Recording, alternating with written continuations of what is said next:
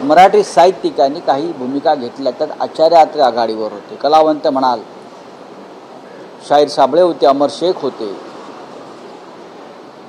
गदी माडगुळकर होते.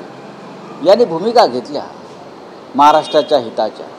पण अलीकडे दादा कोंडके हे सरळ सरळ मराठी माणसाच्या बाजूनच काम करत होते, असे अनेक होते. पण आता गेल्या काही वर्षांमध्ये साहित्यिक आणि कलावंतांनी कोणत्याही भूमिका घेण्यातच आपलं कर्तव्य मानलेलं आहे. या उलट पश्चिम बंगाल असेल, दक्षिणेकडली राज्य असतील, तिकडले साहित्यिक आणि कलावंत हे भूमिका घेतात आणि ती भूमिका राज्याच्या आणि त्यांच्या समाजाच्या हिताची असते. मराठी भाषेला अभिजात दर्जा माझ्या कार्यकाळात मिळाला, हा एक महत्त्वपूर्ण माझ्या कार्यकाळात याचा मला अभिनंदन. तो असा आहे की त्याच्यामधला मी जो आहे, मी मी मी तो मी अत्यंत घातक आहे.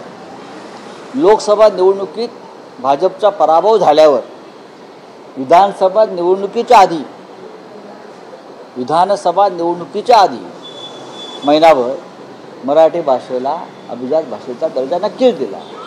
पण गेली अनेक वर्ष आम्ही ही मोदींच्या काळात मागणी करतोय, पार्लमेंटला करतो आहोत, त्यांना प्रत्यक्ष भेटून केलेली आहे. पण त्यांनी ती मागणी मान्य झाली. राजकीय सोयीसाठी का होईना मराठीचा सन्मान केला, त्याबद्दल आम्ही त्यांचे आभारी आहोत.